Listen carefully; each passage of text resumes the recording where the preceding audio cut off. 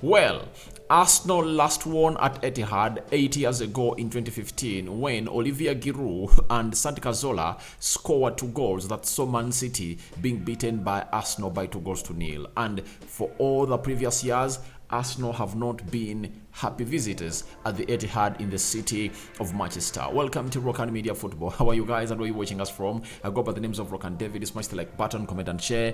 If at all you're watching us for the very first time, endeavor to subscribe to this channel so as not to miss out on stories that we do upload in here on a daily. This is the match preview, Man City versus Arsenal, and I'm here to present to you what I think the game of football is going to be like, and then later I'll be bringing you the predicted starting 11 of Man City to take on Arsenal. When you look at Arsenal, they are really a team that is really having injuries, and obviously Man City is also having some injuries, but the manager Pep Guardiola is confident that some players are really going to make a return, as Mikel Arteta has also gone ahead to reveal to us his thoughts about his squad today in the pre-match press conference held at London Colney. As it stands, Arsenal is having 75 points, 32 games played with a goal difference of 43. Man City has played 30 games, goal difference of 50 and 70 points, meaning that Arsenal have played 2 more games than Man City, and they've gone ahead to find themselves in a position of really drawing their previous 3 games that they've gone ahead to play in the Premier League. Drawing 2-2 against Liverpool, 2-2 against 2-2 against which side? 2-2 against West Ham, and then they found themselves drawing with a side called Southampton on Friday last week. Now, we come into this game of football as Arsenal is really only wanting a win that is going to see them really secure their position of leading the Premier League until the end of the season. But it's not something easy, and you all know it that it's obviously going to be one of the hardest games for Arsenal to play. Pep Guardiola has gone ahead to refer to it as the game of the season. That's it, or the finale of the Premier League. The entire world knows that this is the biggest game for Arsenal, but Mikel Arteta has gone ahead and said no, this is not the biggest game for Arsenal, and he has a different narrative altogether, that if at all Arsenal found themselves in the position of really winning the game of Southampton, they would have been in a much more better position than the position they are in right now. And that's what Mikel Arteta had to say about this game of football, and I think he might be trying to really reduce the pressure and really downplay the level of this game of football, and to see to it that his players can really contain and not find themselves in a position of really succumbing to pressure and then lose to Liverpool. And he has said in his own words that the biggest game is the next one, and the biggest game of my career was the game we played against Southampton, because if we had won that game, we would have been in a much more better position. Then it will be City, and then it will be Wolves. The last one, then it will be City, and then it will be Wolves. The last one, it is the biggest one, yeah, so that is going to change every single week. So Mikel Arteta is trying to say that however much we are going to play City, and it's being said to be one of the biggest games, but every game that Arsenal is left to play is a big game, and Arsenal players went ahead to call them 11 finales, and out of the 11 finales, they've gone ahead to win 4 and draw 3. So it shows you that some finales have not gone well in Arsenal. And when you look at Man City, they've been winning almost every game they've been playing previously. They won 4-1 against Liverpool. They beat Leicester City 3-1. I think that's the game they played again, and they went ahead to play into the FA Cup and they beat Sheffield Wednesday by 3-0. Riyad Mahrez scoring a hat-trick. And it really worries you when you come into this side of the Premier League and you see all players of Man City firing all their cylinders. It really worries you. Yet for Arsenal, some players are really degrading and others are still maintaining their forms they started onto the world. And when you look at Arsenal, players like Bukayo Saka are on and off, and I think the goal and assist he really had in the game of Southampton might really get himself risen to the levels expected him to be. Martinelli is really up, Jesus is really up, Odegaard is really up, Thomas Partey is shrinking. Thomas Partey is shrinking. It's something that you wouldn't want to find in a game like this as Arsenal takes on City at Etihad. Then Granit Xhaka, he's blowing hot and cold. Ben White consistent, Magalhaes on fire, Rob Holding doing great, Zinchenko blowing hot and cold, but I think will be one of those players that is going to be so much pivotal into this beautiful game of football as Arsenal takes on Man City at Etihad tomorrow. That's where this game of football is really going to go ahead and really happen.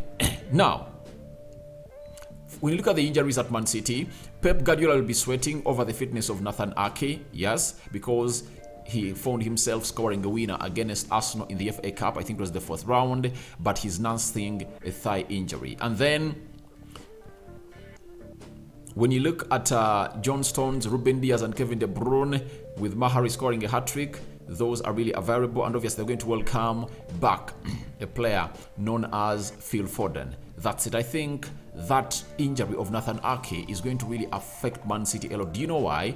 When Man City was beating Arsenal, all knocking out Arsenal of the FA Cup, Nathan Ake closed down Bukayo Saka very well. Even the game at Etihad, Saka really had flashes, of brilliancy, but he never really took it well onto his side. So to me, I think it's really going to be so much hard for Man City to stop Bukayo Saka if at all Nathan Ake is not really playing. And I think for for Pep Guardiola, he won't find himself forcing this play on the field of play because he knows that there is a very big game they're going to play against Madrid in the next 7 days from tomorrow. And I think he can really improvise and bring in other players to play that side. Now, when you look at Arsenal, they're having El Nini out, they're having Tomiyasu out until the end of the season. Then Granit Xhaka is a doubt, and William Saliba is completely out. Those are the players of Arsenal that we don't expect to see into this game of football. And after that,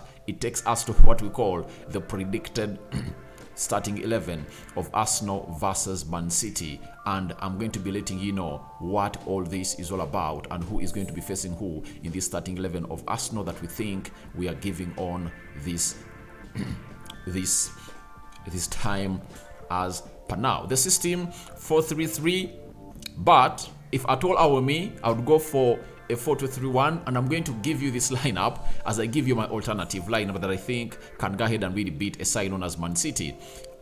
Then Arteta is going to be having Aaron Ramsdale in goal, having sold his side to conceding to Southampton in 25 seconds, with that playing from the back bravery that really backfired.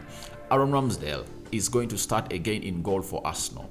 And I read an article that the last 7 games of Arsenal are really going to show how important Aaron Ramsdale is for this club, because he has to either succumb to pressure or not succumb to it. But he gifted that goal to a side known as Southampton, and that really led the entire game plan of Mikel Arteta to change. But expect him to come in through to start in the goal or in between the stitches between Arsenal and Man City. Then right back obviously is going to be Ben White to start on the right back, meaning that Ben White is going to be playing that side, and 100% put my money on him to see to it that he stops a man known as Jack Grealish, because Ben White has gone ahead to face some of the deadliest left forward in the league, and has gone ahead to silence them. I think the only one who skinned him dry was Marcus Rashford. Marcus Rashford skinned him, and obviously Arteta took him off at halftime. That is Ben White. Kian Tierney or Zinchenko. I know there is a team of Kian Tierney that thinks that Kian Tierney should be played in this game, but I think you need Zinchenko to give you that experience and obviously that reference, especially when you're really having that ball going forward. He gives you a lot and he offers a lot to the team of Arsenal, and I think he'll be facing Riyad Mahrez. It's another huge battle between Riyad Mahrez and Zinchenko, but I think Zinchenko is not afraid of Riyad Mahrez because he was facing him in training, I think for like 5 years at Man City, and I think he's not afraid of him. That's the beauty of really bringing in Zinchenko. Then central defense, William Saliba out. Obviously Mikel Arteta is going to maintain Rob Holding on the right side of the central defense and Gabriel Magalhaes on the left side of the central defense. Then let's go to the midfield. Obviously if I was Mikel Arteta, I wouldn't have gone with Thomas Partey alone in the midfield. I would have gone with the double pivot of Thomas Partey and Jorginho. But as I know, Mikel Arteta, he's a man who would like to go on and really take the game to Pep Guardiola at Etihad. He's going to play Thomas Partey into the central defensive midfield area. Then, however much Granit Xhaka is doubtful, I expect him to start. You know, if at all he makes it the match squad that's traveling to Manchester tonight, we'll know that traveling squad of Arsenal tonight. Then we'll be knowing whether he's in or out. If at all he's in, trust me, he's going to be played into that game with Odegaard playing into that midfield three. So that midfield three of Arsenal will have to stop the likes of Rodri, Kevin De Bruyne and Ilkay Gundogan. That's how they're going to face, and that's the battle that we're going to see Arsenal really take to Man City. And whoever wins the midfield battle will really win this beautiful game of football. Then we go to the forwards. Right forward, obviously Bukayo Saka is 100% fit, scoring one against Southampton, the equalizer, and then he put out a very beautiful cutback to meet Martinelli to pull one back in the first half. That was really magnificent of him. And if at all he is ready to announce himself as one of the biggest players of this season, he needs to do something in the game tomorrow against Man City. He's going to be facing Nathan Ake, though he's doubtful, sweating with what we call a thigh injury. So he might face Bernardo Silva, or is it Sergio Hu, that left back? Or we can see Rico,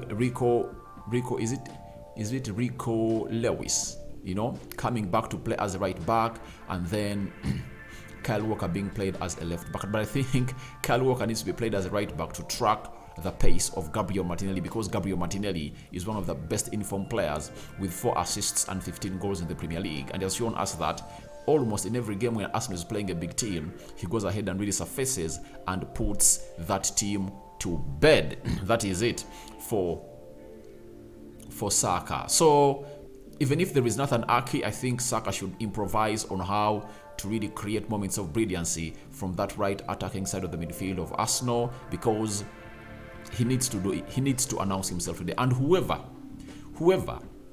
leads Arsenal to victory tomorrow will be the best player for the season.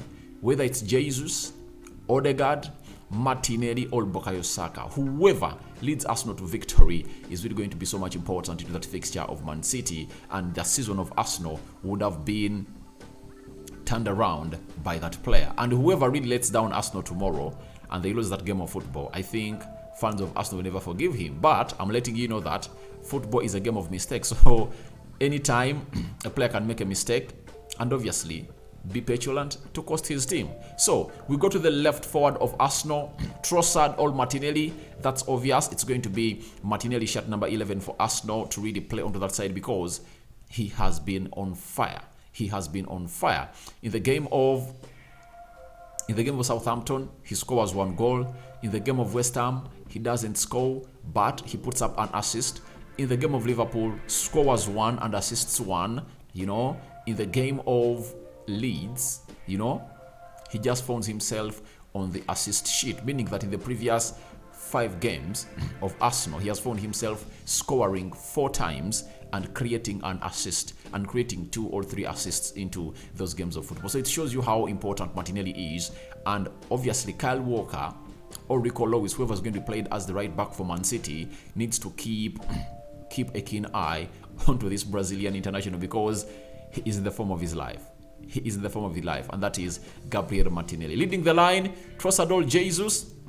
Jesus is going to lead the line. I think Jesus is doing great. 4 goals in his previous 5 games, and I think he's really doing a very incredible job for Arsenal. And this is the game that is going to really reveal to us why they signed Gabriel Jesus at Arsenal. You know, Jesus should go ahead and really turn on the likes of Ruben Diaz, Akanji, because he knows them and he knows exactly what they have on the field of play. Now, we are going to see ourselves seeing a team of Arsenal facing the likes of Haaland, you know, a man that is really in epic form, you know. Gabriel Magalhaes and Rob Holding need to find themselves in a position of really stopping Haaland, and Zinchenko is facing Mahrez, yet Ben White is facing Jack Grealish. Jack Grealish is really doing very well and having a very good season at Etihad, but let's wait and see how everything is going to go on and pan out. I think I can't give Arsenal. Arsenal can win, but my prediction is simple. I see Arsenal drawing. You know, Arsenal, to call in for an Arsenal draw, I'm going for a 40%. Then 40% City win, 30% Arsenal win. That's how I've gone ahead to really put it out, because we need to respect City. Arsenal needs to respect City as we make our predictions, because playing at Etihad, they're at home. Pep Guardiola said he needs to see the fans of City loudest than they've never been before, because he knows exactly what's coming at the Etihad. So thank you guys for watching. Through smash the like button, comment and share. That has been my prediction of Man City versus Arsenal. I don't know what your thoughts are about that beautiful game of football, but you should go in the comment section and tell me what you think about this beautiful game of football. And I'm returning exactly with what we call